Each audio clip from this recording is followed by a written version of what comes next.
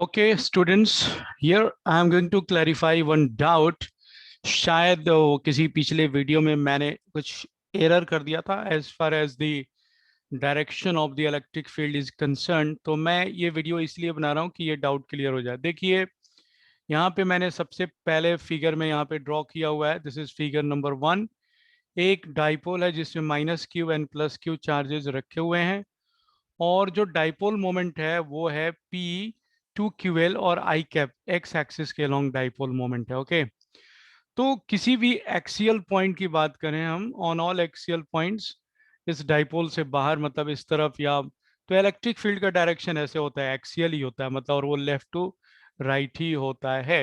Okay, और अगर हम लोग किसी इक्वेटोरियल पॉइंट की बात करें, जैसे पॉइंट यहाँ पे है, तो वहाँ पे जो ई का डायरेक्शन होगा वो लेफ्ट हैंड की तरफ होगा, लेफ्ट हैंड की तरफ होगा, लेफ्ट हैंड की तरफ होगा। तो ये सारा इक्वेटोरियल पॉइंट्स है और उसके ऊपर इलेक्ट्रिक फील्ड का डायरेक्शन ऐसे दिखाया गया मैंने। ओके, अब शायद कंफ्यूजन जो आया है, या मेरी तरफ से ही, आई एम सॉरी कि मेरी तरफ से ही एरर हुआ है, तो वो एरर कुछ इस तरीके से हुआ है, जैसे कि एक डाइपोल दिया हुआ है, आप देख लीजिए, वही डाइपोल मैंने यहाँ पे फिर से रीड्रॉ किया है, और उस डाइपोल का जो पी वेक्टर है वो इस तरह एक्स एक्सिस की तरफ पॉइंट कर रहा है। लेकिन जैसा कि मैंने बताया था कि इस डाइपोल को हम लोग दो कंपोनेंट्स में रिजॉल्व कर देंगे। तो सपोज कीजिए कि ये this angle is given as theta, तो उस डायरेक्शन में जो कंपोनेंट आएगा उसका मैं ड्रॉ करना हूँ। उस डायरेक्शन में कंपोनेंट ये मैंने ब्लू लाइन से ड्रॉ किया। This is a dipole. Obviously अब इसका अगर हम नेगेटिव चार्ज सोचें तो इसका क्यू डैश नेगेटिव इधर माना जाएगा, और क्यू डैश ये वही डाइपोल है, नहीं है ये, है ना, ये उसका कंपोनेंट डाइपोल है। तो उस पर कितना चार्ज है, ये नहीं है कि ये क्यू चार्ज ही वहां पे वापस आ गया है, ये नहीं है।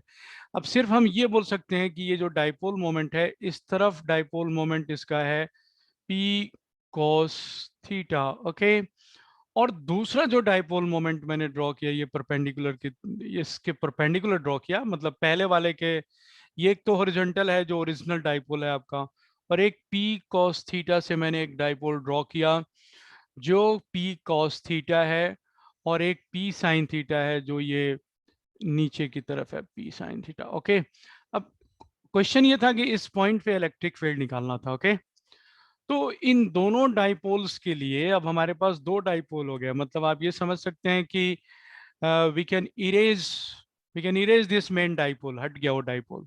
हमारे पास दो डाइपोल हैं जिसका एक का स्ट्रेंथ पी कॉस थीटा है, दूसरे का स्ट्रेंथ पी साइन थीटा है। ओके, तो अब एक एक कर हम दोनों डाइपोल की बात करने जा रहे हैं। यहाँ पे पहले वाले डाइपोल यानी कि पी कॉस थीटा के लिए ये जो गिवन पॉइंट था, द पॉइंट इन क्वेश्चन जो भी है आपका, ये पॉइंट मान लीजिए कि एम निकाल रहे हैं हम, पॉइंट एम पे, तो वो एक्सियल पॉइंट है, तो वहां पे जो इलेक्ट्रिक फील्ड होगा, वो इलेक्ट्रिक फील्ड का डायरेक्शन वहां पे मैं ड्रॉ कर रहा हूँ। वो इलेक्ट्रिक फील्ड देखिए नेगेटिव से पॉजिटिव की तरफ होगा, तो ये इलेक्ट्रिक फील्ड का डायरेक्शन हो गया वहां पे। This is the electric field, तो इसको मैं लिख दे रहा हूँ कि दिस इज ई वेक्टर, इस तरफ होगा। और दूसरे डाइपोल के लिए देखें हम लोग, तो ये जो लाइन है इस डाइपोल पी साइन थीटा वाले के लिए, वह इक्वेटोरियल पॉइंट है। तो उस इक्वेटोरियल पॉइंट की वजह से अगर आप देखें तो एग्जैक्टली ये इक्वेटोरियल पॉइंट पे टुवर्ड्स द नेगेटिव चार्ज होता है, तो वहां पे जो इलेक्ट्रिक फील्ड होना चाहिए वह होना चाहिए इस डायरेक्शन में, ये है इलेक्ट्रिक फील्ड।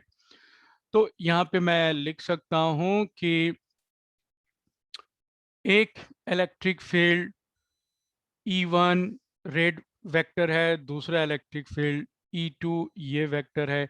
उन दोनों का हम लोगों ने मान निकाला था, शायद वो डायरेक्शन गलत, ये वाला डायरेक्शन इधर मेंशन हो गया था, तो that's wrong, so you just correct it. जैसे इसको हम लिख सकते हैं कि यहाँ पे एक क्यू डैश नेगेटिव चार्ज है, और यहाँ पे एक क्यू डैश पॉजिटिव चार्ज है, यहाँ पे एक Q double dash negative charge है, यहाँ पे Q double dash positive charge है। तो ये इक्वेटोरियल एंड एक्सियल पॉइंट को कंसिडरेशन करते हुए वैल्यू तो जैसे मैंने लिखा था वो वही होगा। तो इसको आप करेक्शन कर सकते हैं। I am just going to stop this, okay.